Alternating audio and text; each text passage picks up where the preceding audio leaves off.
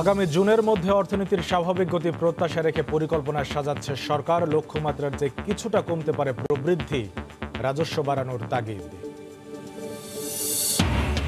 পদ্মা সেতুর নদী শাসন প্রকল্পের অর্ধেকেরও বেশি কাজ শেষ।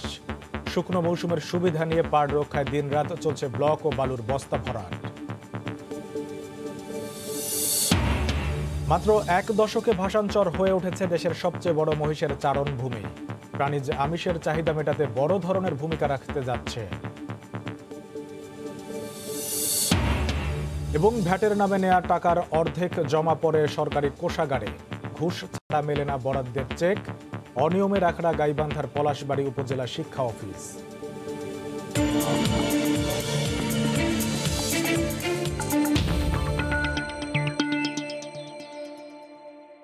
আমন্ত্রণ জানাচ্ছি দেশ ও দেশের বাইরের অর্থ বাণিজ্যের নানা খবর নিয়ে আমাদের নিয়মিত আয়োজন এ সময়ের বাণিজ্যে। আপনাদের সঙ্গে আছি আমি কামরুল হাসান সবুজ। করোনার ধাক্কা দ্রুত সামাল দিয়ে আগামী জুনের মধ্যে অর্থনীতি আগের স্বাভাবিক অবস্থায় ফেরার প্রত্যাশা রেখে পরিকল্পনা সাজাচ্ছে সরকার। পরিকল্পনা কমিশনের সচিব বলছেন, চলতি বছরের প্রবৃদ্ধি লক্ষ্যমাত্রার চেয়ে 2 থেকে 3% কম হলেও তা 5-এর নিচে নামার সম্ভাবনা নেই। এদিকে পরিকল্পনা বাস্তবায়নে রাজস্ব বাড়ানোর উপর জোর দিয়েছেন অর্থনীতিবিদরা। সানবীর রুপলের রিপোর্ট। করোনার ধাক্কায় পুরো বিশ্ব যখন নাস্তানাবুদ, বাংলাদেশের অর্থনীতিতেও সবগুলো খাতে ধাক্কা লেগেছে। এমন অবস্থায় 8.2% প্রবৃদ্ধি ধরে 5,68,000 কোটি টাকার বাজেট ঘোষণা করে সরকার। রাজস্ব আয়ের লক্ষ্যমাত্রা ধরা হয় 3,82,000 কোটি টাকা। বড় অঙ্কের বাজেটের উন্নয়ন ব্যয় ধরা হয় 2,05,000 কোটি টাকা। উদ্দেশ্য অর্থনীতি পুনরুদ্ধার। ঝুঁকিপূর্ণ হলেও অর্থনীতি সচল রাখার কিছু সিদ্ধান্তের ইতিবাচক ফলও মিলছে। বড় প্রকল্পগুলোর কাজও এগিয়ে নেওয়া হচ্ছে, কিন্তু অর্থবছরের প্রথম 4 মাসে রাজস্ব আদায়ে 20,000 কোটি টাকা পিছিয়ে আছে এনবিআর। আগামী জুনের পরে যেটা 21-22 অর্থনীতি পুরো পূর্বাবস্থায় ফিরে যাওয়া, আমাদের যে গতিগুলো ছিল আগের। আমরা বছর শেষে গত বছর হচ্ছে হয়তো খানিকটা কম হয়ে 2-1% বা 3%, তার বেশি না। আমরা মোটামুটি ধরে ফেলবো। কতগুলো সংস্কারের কথা বলেছি, তারা যদি সে পথে এগোয়, আমরা এই রেভিনিউর ক্ষেত্রে আমরা আশা করি এগোতে পারবো। করোনা মোকাবিলায় অর্থনীতি ঘুরে দাঁড়ানো আশাব্যঞ্জক হিসেবে দেখছেন অর্থনীতিবিদরা। তবে অষ্টম পঞ্চবার্ষিক পরিকল্পনা বা বাজেট বাস্তবায়নে রাজস্ব আয় বাড়ানোর কোনো বিকল্প নেই। রাজস্ব খাতের অবস্থা খুবই খারাপ এবং সরকারের যে ব্যয় ব্যবস্থাপনা সেটাকে খুব বিশদভাবে পর্যালোচনা করে করতে হবে। আমরা যদি রাজস্বকে বাড়াতে না পারি, তাহলে আমাদের এবছরের বাজেট বাস্তবায়ন হবে না, পঞ্চবার্ষিকী পরিকল্পনার অর্থায়ন হবে না এবং এসডিজির বাস্তবায়নের জন্য যে অর্থায়নের প্রয়োজন সেটা আমরা করতে পারবো না। বাস্তবতার নিরিখে আয় ও ব্যয়ের হিসাব পর্যালোচনা করে পরিকল্পনা বাস্তবায়নের পরামর্শ অর্থনীতিবিদদের। সানবীর রুপল, সময় সংবাদ, ঢাকা। শুকনো মৌসুমের সুবিধা কাজে লাগিয়ে গতি আনা হচ্ছে পদ্মা সেতুর নদী শাসন প্রকল্পে। নদীর পাড় রক্ষায় এর মধ্যে নির্মাণ করা হয়েছে লাখ লাখ ব্লক। ইয়ার্ড জুড়ে দিনরাত চলছে ব্লক ও বালুর বস্তা ভরাটের কাজ। 14 কিলোমিটার নদী শাসনের মধ্যে 9.5 কিলোমিটারের কাজ শেষ হয়েছে বলে জানান প্রকল্প সংশ্লিষ্টরা। সাইফুল ইসলামের ছবিতে এহসান জুয়েলের রিপোর্ট। মাওয়া ও জাজিরা দুই প্রান্ত মিলিয়ে 14 কিলোমিটার এলাকায় করতে হবে নদী শাসনের কাজ। সেতু হয়ে যাওয়ার পর নদীর পাড় রক্ষা ও প্রবাহ ঠিক রাখতে নেওয়া এই প্রকল্পে দিনরাত চলছে কর্মযজ্ঞ। নদী শাসনের কাজে প্রয়োজন 800 কেজির বড় বড় বালুর বস্তা। মেশিনের সাহায্যে মাঝ নদীতে ভরাট করা হচ্ছে 40,07,500 জিও ব্যাগ। তবে সবচেয়ে বেশি তৈরি হচ্ছে 125 কেজির 1,72 লাখ বালুর বস্তা। তুলনামূলক ছোট হওয়ায় এই বস্তাগুলো ভরা হচ্ছে হাতেই। মাওয়া প্রান্তে একটি আর জাজিরা প্রান্তে 2টি ইয়ার্ডে জড়ো করে রাখা আছে লাখ লাখ পিস ব্লক। নদী শাসন কাজে ব্যবহার হবে প্রায় 1 কোটি ব্লক। কঙ্কর, বালি, সিমেন্ট দিয়ে তৈরি করা হচ্ছে 165 কেজি ওজনের একটি ব্লক। প্রথমে এই উপাদানগুলো ধুয়ে নেয়ার পর নিশ্চিত করা হয় আন্তর্জাতিক মান। এরপর ব্লক বানানোর নির্ধারিত খাঁচায় সেগুলো ঢেলে রাখা হয় 24 ঘন্টার বেশি। দিনে এভাবে 12,000 ব্লক বানানো হচ্ছে পদ্মা সেতুর ইয়ার্ডে। আজকে ডাললাম 24 ঘন্টা পর ওপেন, 24 ঘন্টা পর খুলতে হয়, 4 দিন পর স্টকে যায়। প্রত্যেক দিন 1,000-1,200 সিসি ব্লক বানাই, আর সমো ব্লক 300-350 এরকম প্রত্যেক দিন সেল দেওয়া হয়। নদী শাসন প্রকল্পের বাজেট 8,807 কোটি টাকা। এর মধ্যে প্রায় 6,000 কোটি টাকা ব্যয় হয়েছে, কাজ হয়েছে 77 ভাগ। ইয়ার্ডে বানানো এই ব্লকগুলো নদীতে নিয়ে গিয়ে নদী শাসনের কাজে ব্যবহার করলে তার সুরক্ষা দেয়াল তৈরি করবে সেতুর জন্য। আন্তর্জাতিক মান রক্ষা করে এমনভাবে ব্লকগুলো তৈরি করা হচ্ছে যাতে সেতুর 100 বছর মেয়াদের মধ্যে নতুন করে কোনো সমস্যায় পড়তে না হয়। এহসান জুয়েল, সময় সংবাদ, মাওয়া, মুন্সিগঞ্জ। ঘন কুয়াশার কারণে শিমুলিয়া বাংলা বাজার নৌরুটে বন্ধ রয়েছে ফেরি চলাচল। এতে দুর্ভোগে পড়েছেন দক্ষিণ ও দক্ষিণ পশ্চিমাঞ্চলের 21 জেলার যাতায়াতকারী যাত্রী ও পরিবহন শ্রমিক। ঘাট কর্তৃপক্ষ জানায় সোমবার সন্ধ্যা থেকেই কুয়াশার মাত্রা বাড়তে থাকায় বিঘ্নিত হচ্ছিল ফেরি চলাচল। রাত বাড়ার সঙ্গে সঙ্গে ঘন কুয়াশায় দেখা যাচ্ছিল না বিকন বাতি ও চ্যানেলের মার্কিং পয়েন্ট। তাই দুর্ঘটনা এড়াতে রাত 12:30 থেকে শিমুলিয়া বাংলা বাজার নৌরুটে ফেরি চলাচল বন্ধ করে দেওয়া হয়। এতে উভয় ঘাটে আটকা পড়ে অর্ধশতাধিক গাড়ি। এদিকে একই কারণে গত রাত থেকে বন্ধ ছিল পাটুরিয়া দৌলতদিয়া নৌরুট। 11.5 ঘন্টা পর সকাল 10টায় আবারও ফেরি চলাচল শুরু হয়, তবে এখনও পার হতে পারেনি 1000-এরও বেশি যানবাহন।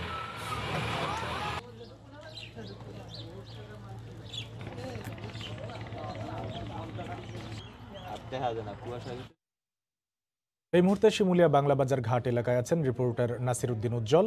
সরাসরি চলে যাচ্ছি তার কাছে। উজ্জ্বল, সবুজ, এই কিছুক্ষণ আগে কিন্তু ফেরি চলাচল শুরু হয়েছে, কিন্তু এখানকার দুর্ভোগ কিন্তু কমেনি, বরং বেড়েছে।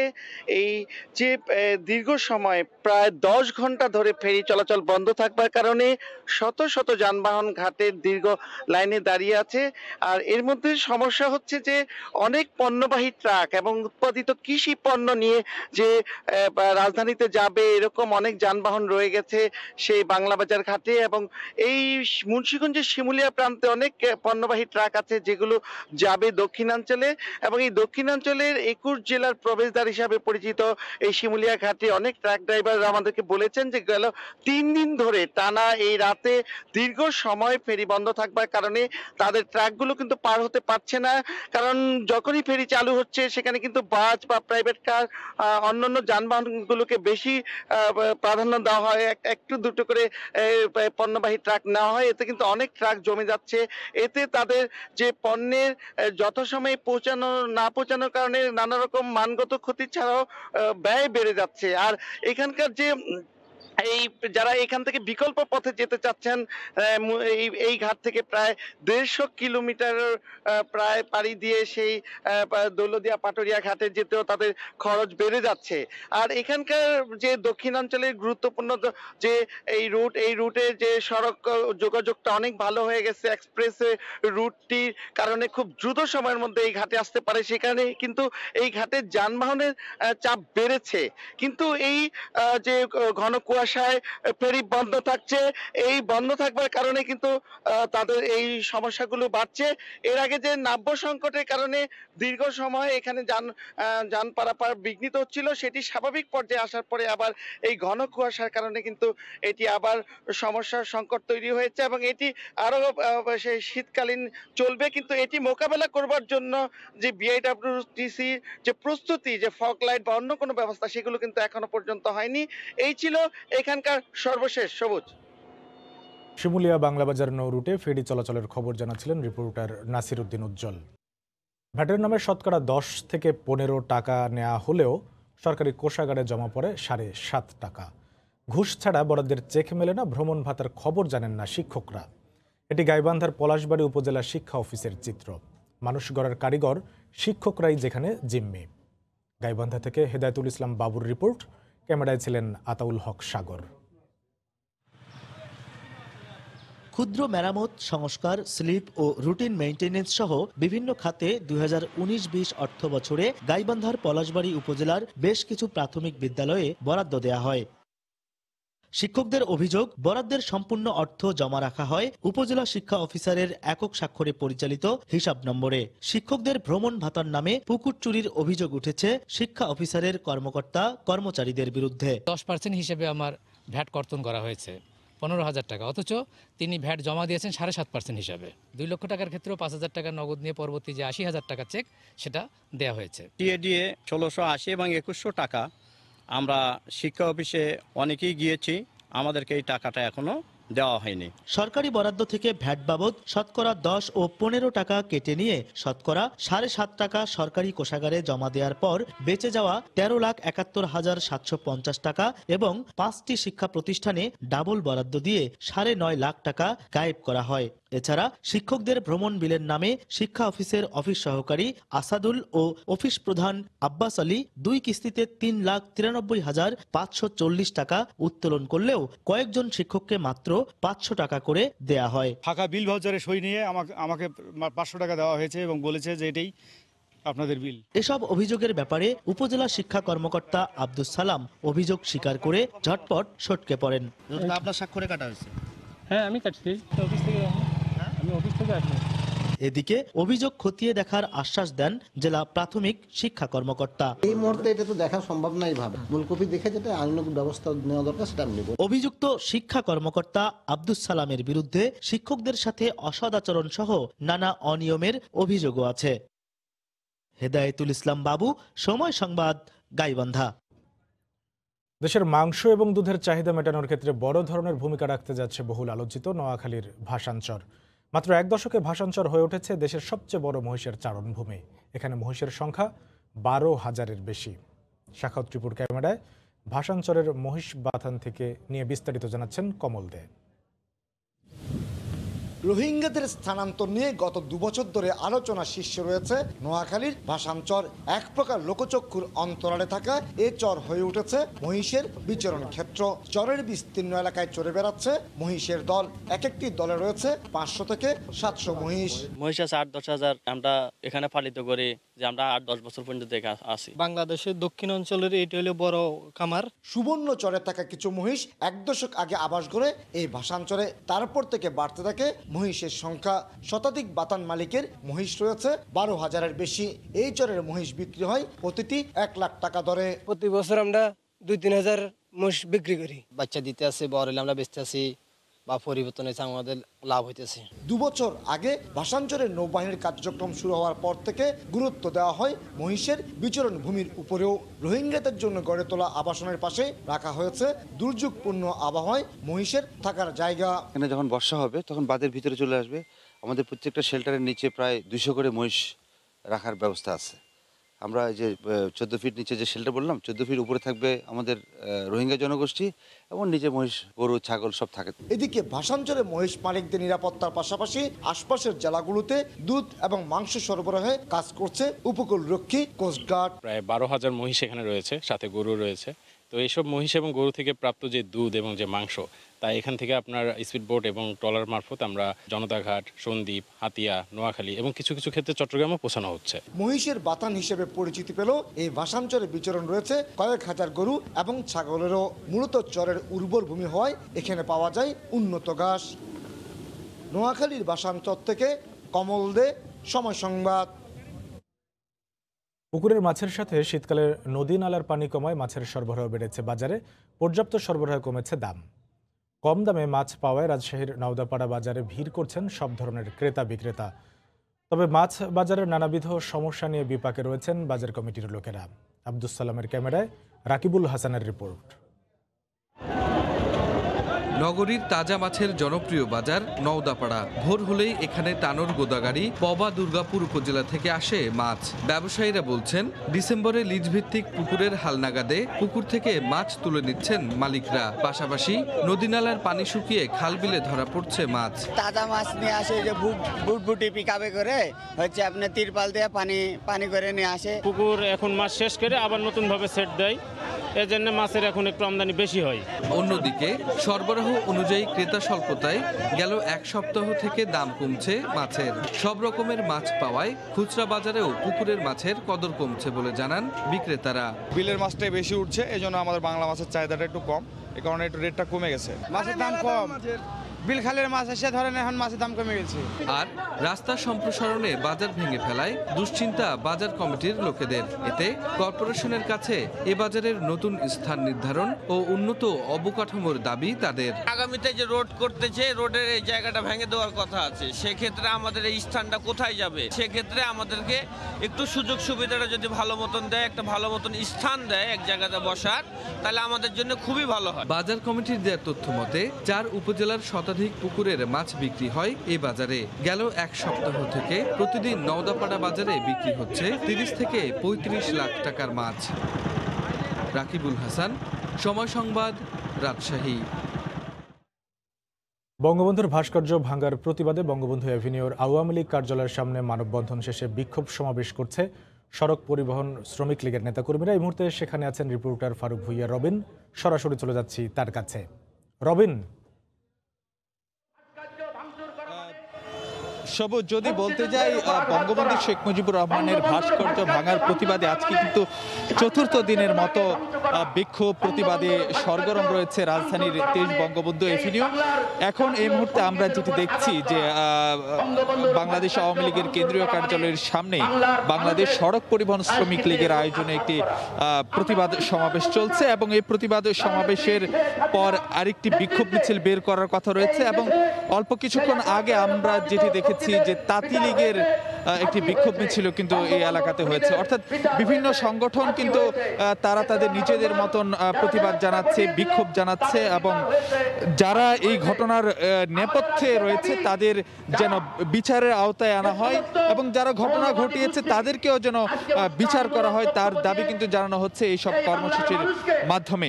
একটি বিষয় কিন্তু উল্লেখ করার মতন যে বরাবরের মতন গত দিনগুলোর মতন আজকের যে প্রতিবাদ কর্মসূচি সেখানেও কিন্তু একটি কথা বারবার কিন্তু ঘুরে ফিরে আসছে, সেটি হলো বঙ্গবন্ধু শেখ মুজিবুর রহমানের ভাস্কর্যের উপর আঘাত করার মাধ্যমে, হামলা করার মাধ্যমে আসলে বাঙালির যে জাতীয়তাবোধ বা চেতনাবোধ, মহান মুক্তিযুদ্ধের চেতনা এবং একই সঙ্গে বাংলাদেশের স্বাধীনতা ও সার্বভৌমত্বের উপর আঘাতের শামিল।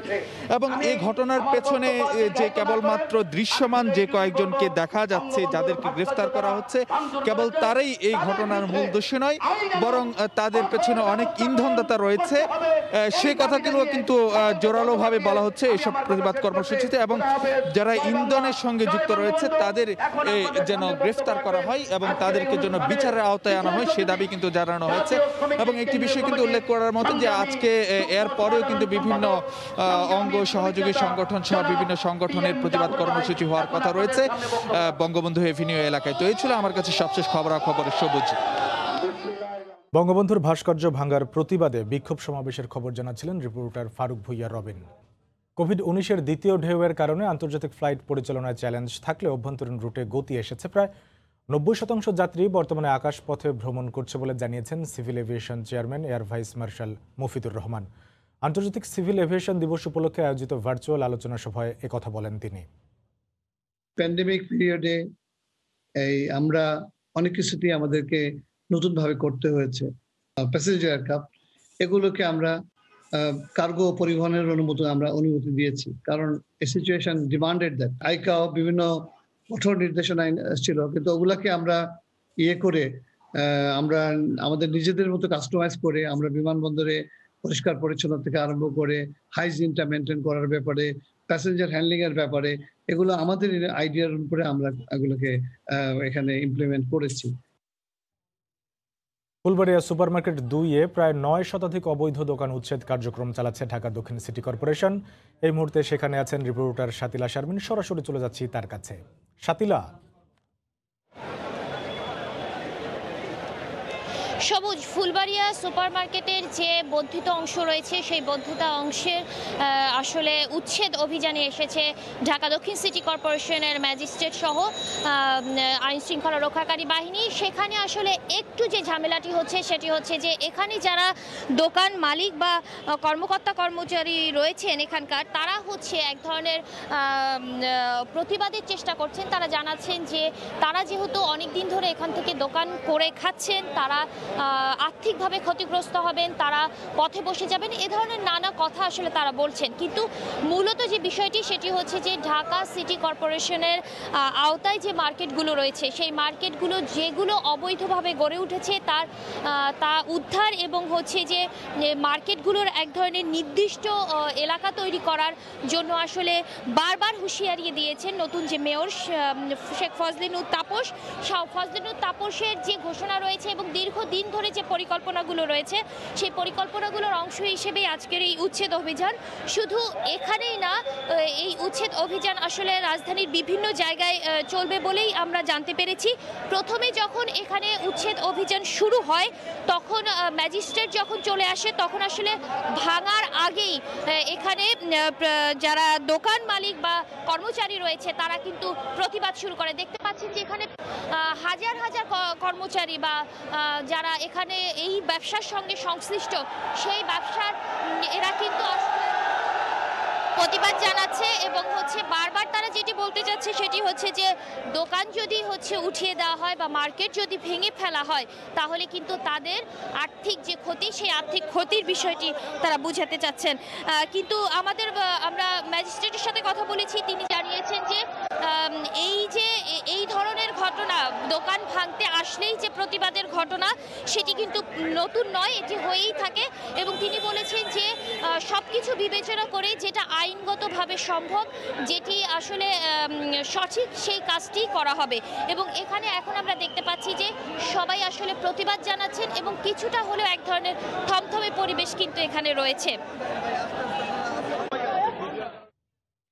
ফুলবাড়িয়া সুপারমার্কেট 2-এর প্রায় 9 শতাধিক অবৈধ দোকান উচ্ছেদ কার্যক্রম চালাচ্ছে ঢাকা দক্ষিণ সিটি কর্পোরেশন। সেই খবর জানাচ্ছিলেন রিপোর্টার শাতিলা শারমিন। আবারও জানিয়ে দিচ্ছে এ সময়ের বাণিজ্যের শিরোনামগুলো। আগামী জুনের মধ্যে অর্থনীতির স্বাভাবিক গতি প্রত্যাশা রেখে পরিকল্পনা সাজাচ্ছে সরকার। লক্ষ্যমাত্রার চেয়ে কিছুটা কমতে পারে প্রবৃদ্ধি, রাজস্ব বাড়ানোর তাগিদ। পদ্মা সেতুর নদী শাসন প্রকল্পের অর্ধেকেরও বেশি কাজ শেষ। শুকনো মৌসুমের সুবিধা নিয়ে পার রক্ষায় দিনরাত চলছে ব্লক ও বালুর বস্তা ভরাট। এবং মাত্র 1 দশকে ভাষাঞ্চর হয়ে উঠেছে দেশের সবচেয়ে বড় মহিষের চারণভূমি। প্রাণী আমিষের চাহিদা মেটাতে বড় ধরনের ভূমিকা রাখতে যাচ্ছে।